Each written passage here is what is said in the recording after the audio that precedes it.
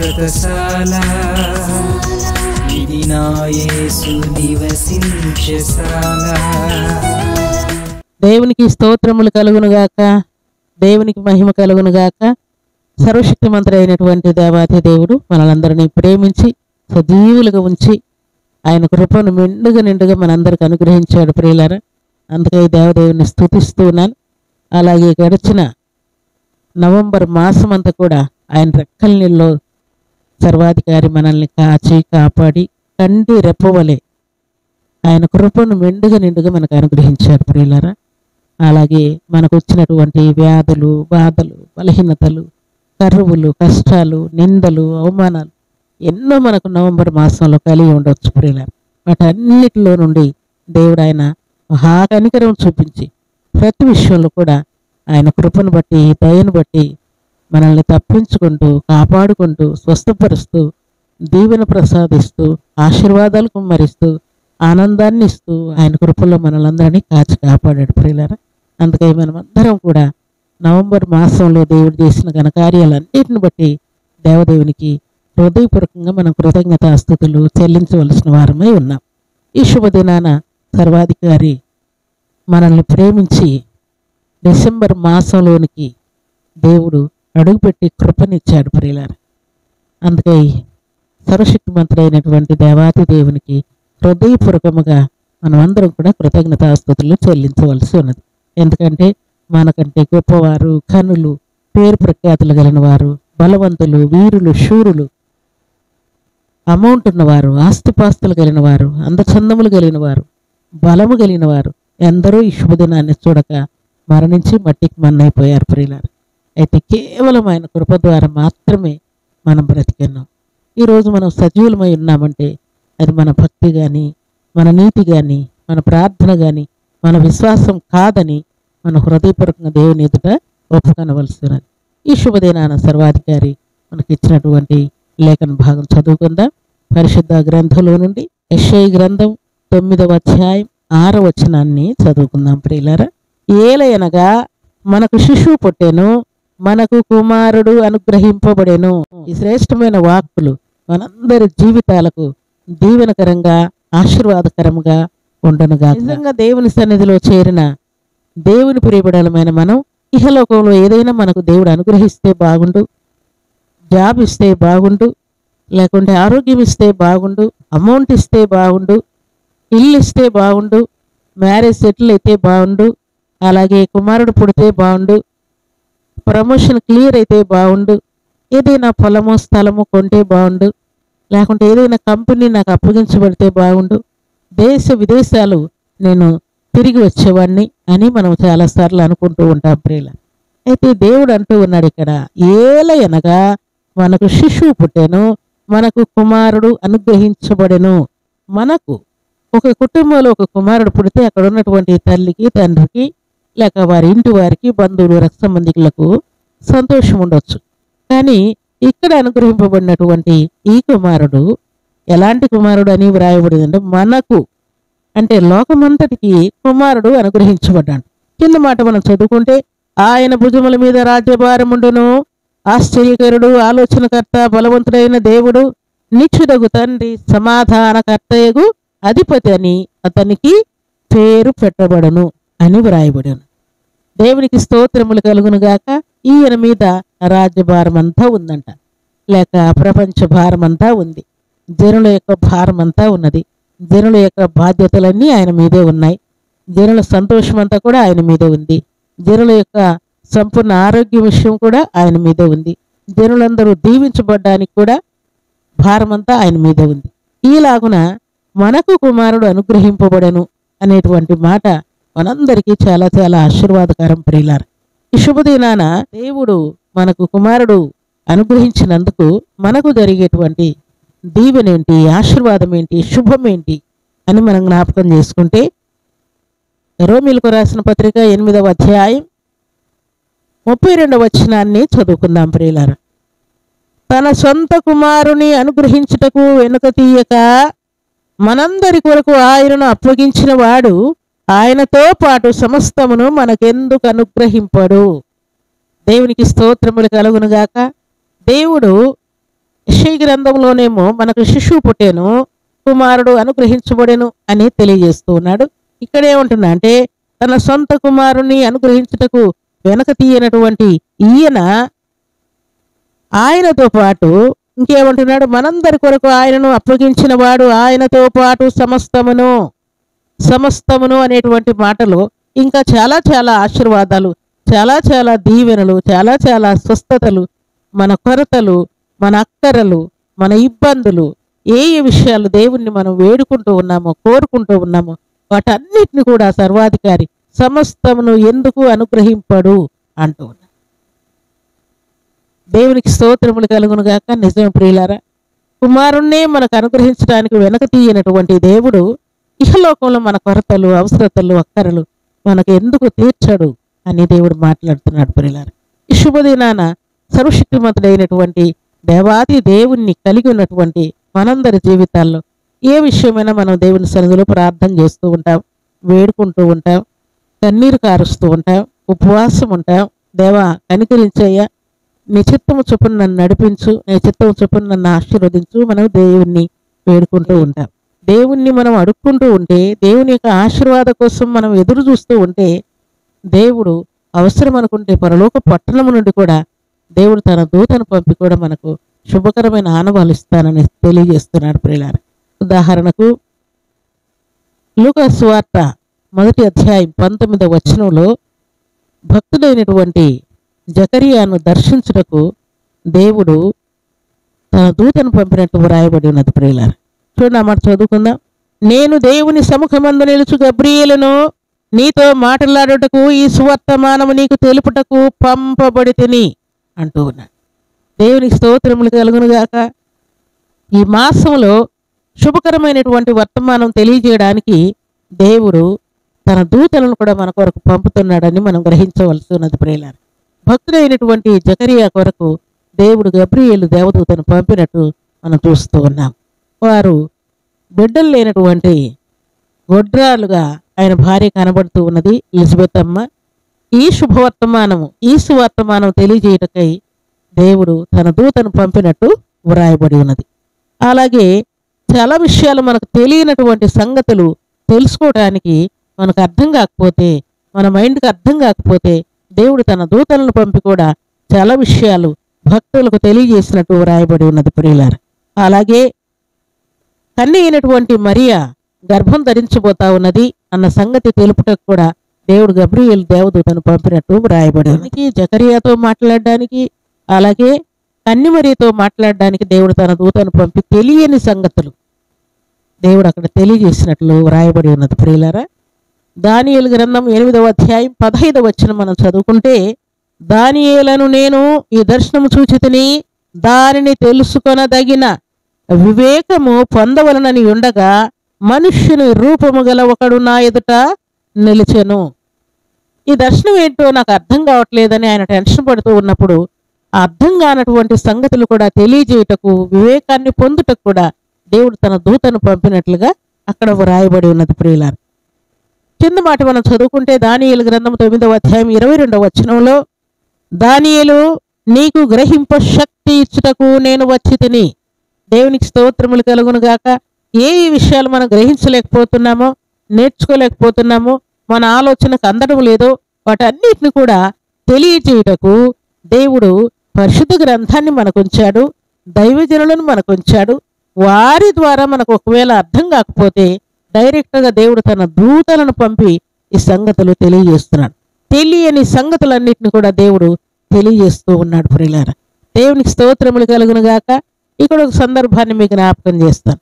నా హృదయంలో చాలా సంవత్సరాల నుంచి స్వస్థత కూడికను గురించి నా హృదయంలో చాలా చాలా ఆరాటం ఉండేది. ఏంటి ప్రభువా, ఈ ప్రార్థన చేస్తూ ఉన్నాను, దీనికి ఫలభరితం లేదు, దీని గురించినటువంటి మీ చిత్తం ఏంటయ్యా నాకు అర్థం కావట్లేదు. నా వివేకము, నా ఆలోచన, నా తెలివి, నా మైండ్, నా మనస్సు గ్రహించలేకపోతా ఉన్నదయ్యా అని దేవుని సన్నిధిలో ప్రార్థన చేసినప్పుడు దేవుడు ఒక మంగళవారం రోజున ఈ సంగతి తెలియజేయడానికి దేవుడు నాకు ఆలోచన పుట్టించి, నేను నిశ్చయముగా ఈ స్వస్థత కూడికను, ఈ శనివారపు ఉపవాస ప్రార్థనను నేను ఆశీర్వదిస్తున్నాను. నా జనుల యొక్క కన్నీరు నేను తొడవబోతున్నాను.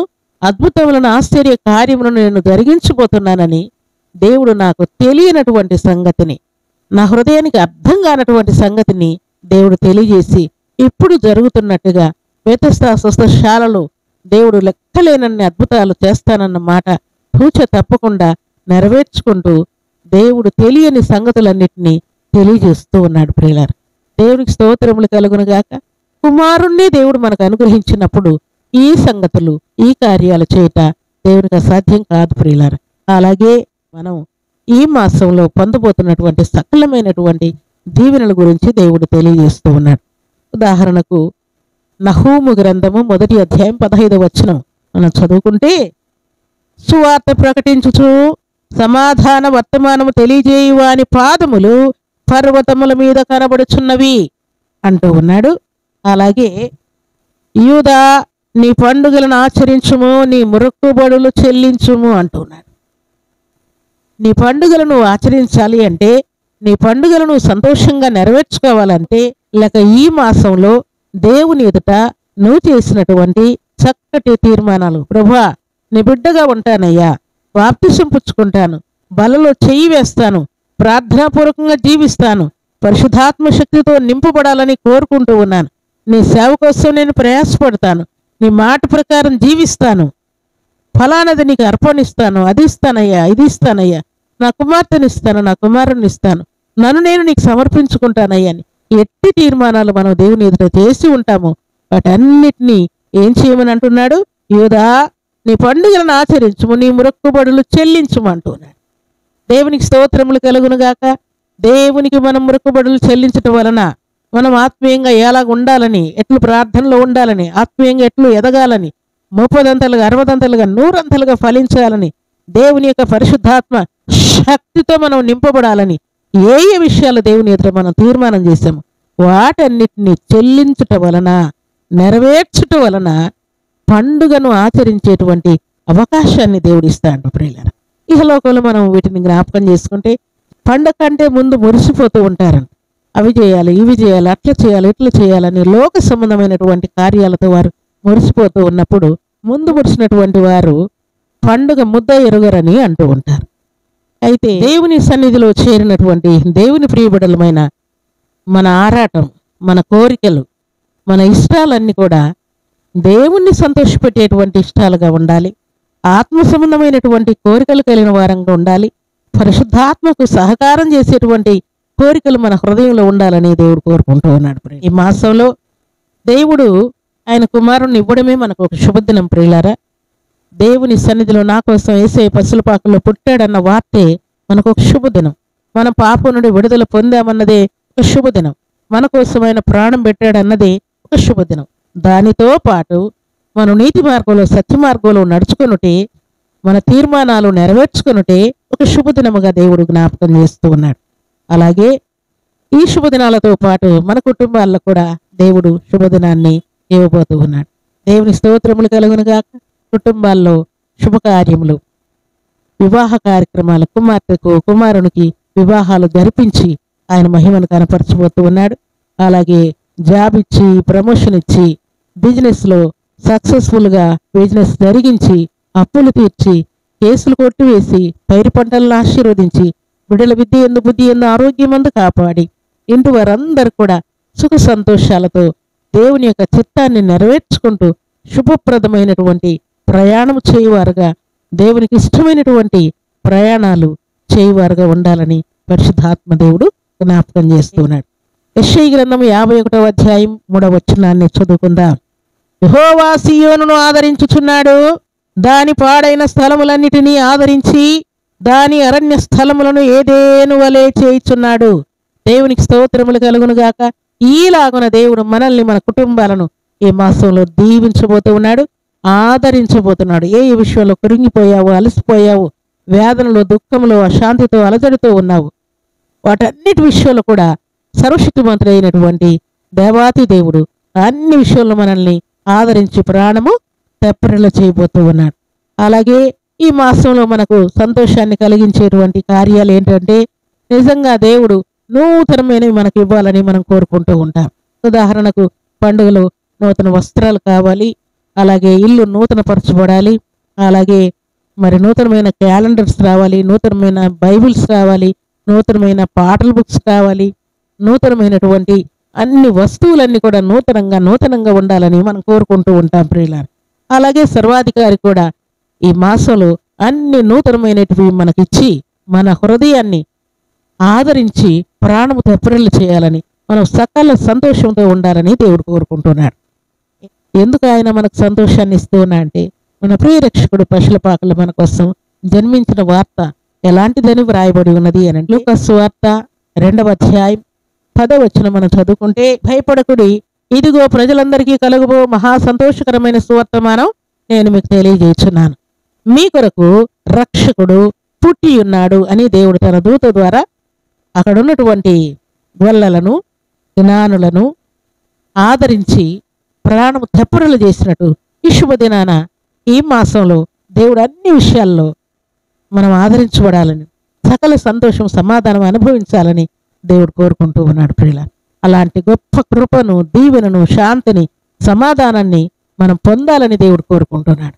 ఒకవేళ దేవుని సన్నిధిలో చేరిన మనం క్రిస్మస్ వస్తా ఉన్నది, ఈ మాసంలో ఎన్ని కష్టాలు, ఎన్ని ఇబ్బందులు, ఎన్ని కరువులు, ఎన్ని నష్టాలు, అసలు క్రిస్మస్లో మేము హ్యాపీగా ఉంటామో లేదో, మా ఇంటి వారు ఎలాగుంటారో, నా ఆరోగ్యం ఎట్లుంటుందో, నా భార్య ఎట్లో, నా భర్త ఎట్లో, నా పిల్లలు ఎట్లో, అన్ని కొరతలు తీర్చబడతాయో లేదో, ఇలాంటి టెన్షన్లతో మనం ఉంటూ ఉంటాం. అయితే దేవుడు అంటూ ఉన్నాడు, యెషయా గ్రంథం 51వ అధ్యాయం 3వ వచనం మాట ప్రకారం, దేవుడు మనల్ని సంపూర్ణముగా ఆదరించి పాడైన ప్రతి స్థలమును ఏదేను తోట వలె దేవుడు చేయబోతూ ఉన్నాడు. దేవునికి స్తోత్రములు కలుగును గాక, అలా దేవుని చేత ఆదరింపబడుతుంది గాక. కాబట్టి ఈ శుభదినాన సర్వాధికారం మనకిచ్చినటువంటి ఈ శ్రేష్టమైనటువంటి వాక్కులన్నీ కూడా మన జీవితాలకు అన్వయించుకొని వాక్యానుసారముగా జీవించి దేవుని చేత అధికమైన దీవెన ఆశీర్వాదం పొందుదుం గాక. అలాంటి కృపా భాగ్యం సర్వశక్తిమంతుడైనటువంటి దేవాతి దేవుడు సర్వ సమృద్ధిగా మనందరికి అనుగ్రహించి ఆశీర్వదించును గాక. ఆమేన్. ప్రార్థన చేసుకుందాం.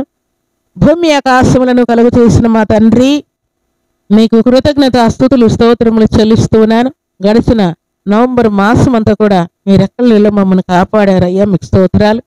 డిసెంబర్ మాసంలోనికి మమ్మల్ని ప్రవేశపెట్టారు. కోట్లాది వందనములు తండ్రి. నిజముగా మా కోసం తండ్రి ఆయన మీరు శిశువును మాకు అనుగ్రహించారయ్యా. మీకు నా తండ్రి కృతజ్ఞతాస్తుతులు స్తోత్రములు చెల్లిస్తూ ఉన్నాను. మనకు కుమారుడు అనుగ్రహింపబడినని మీరు తెలియజేశారు. కోట్లాది వందనాలు. అలాగే తండ్రి మీరు ఇచ్చిన మాట ప్రకారం నిజముగా మీరు కుమారుణ్ణి మాకు ఇవ్వగా ఇహలోకంలో సమస్తమును మాకు ఎందుకు అనుగ్రహింపారు? సమస్తమును అనుగ్రహించే దేవుడుగా మీరు మాకున్నారు. కోట్లాది వందనాలు. ఈ సమయంలో పరిశుద్ధమైన మీ సన్నిధిలో చేరి ఈ మాటలు వింటున్న బిడ్డలందరికీ కూడా ఆయన తెలియని సంగతులన్నింటినీ భక్తులకు తెలియజేసినట్టుగా మందరికి కూడా మీరు తెలియజేయటకు, జ్ఞాన వివేకం కలిగిన ఆత్మనిచ్చుటకు, తెలియని సంగతులన్నింటినీ కూడా తెలిపి మమ్మల్ని సంతోషపరిచే మంచి దేవుడు, గొప్ప దేవుడు మీరే తండ్రి. మీదట మేము చేసినటువంటి ప్రతి తీర్మానాన్ని, ప్రతి మొక్కుబడిని చెల్లించి పండుగలో సంతోషంగా ఆనందంగా ఉండాలని మీరు జ్ఞాపకం చేశారు తండ్రి. ఆయన మీకు కృతజ్ఞతాస్తుతులు స్తోత్రములు చెల్లించుకుంటూ ఈ శుభదినాన ఆయన ఈ మాటలు విన బిడ్డలందరూ కూడా ఆదరణ, దీవెన, స్వస్థత, విడుదల పొందుదురుగాక. మీ కొరకు బలమైన సాక్షులుగా మీ బిడ్డలు జీవించుదురుగాక. వారి కుటుంబాల్లో శుభకార్యములు జరుగునుగాక. సంతోషం, ఆనందంతో మీ బిడ్డలు గంతులు వేయుదురుగాక. నా యేసురక్షకుడా మీకు కృతజ్ఞతాస్తుతులు స్తోత్రాలు. ఇంకా పేరుకు మాత్రమే క్రైస్తవులుగా ఎంతమంది ఉన్నారో అటు బిడ్డలందరికీ రక్షణ కలుగునుగాక, స్వస్థత కలుగునుగాక, పాప నుండి విడుదల కలుగునుగాక. నా యేసురక్షకుడా మీకు కృతజ్ఞతాస్తుతులు స్తోత్రాలు. ఈ మాటలు విన బిడ్డలందరికీ కూడా రక్షణ, స్వస్థత, విడుదల, క్షేమం, నెమ్మది యేసుక్రీస్తు నామములో అనుగ్రహించబడునుగాక. నా యేసురక్షకుడా మీకు స్తోత్రములు చెల్లిస్తూ ఈ శుభదినాన తండ్రి ఈ దినం బర్త్డేలు, మ్యారేజ్ డేలు జరుపుకున్న బిడ్డలందరికీ కూడా దీవెన ప్రసాదిస్తూ మేలుతో తృప్తిపరచు మహిమ పొందమని దీవించమని మమ్మల్నందరినీ మీ కృపగల హస్తములకు అప్పగించుకుంటూ యేసుక్రీస్తు అతి పరిశుద్ధమైన నామములో స్తుతించి ప్రార్థించి అడిగి వేడుకుంటున్నాము తండ్రి. ఆమేన్.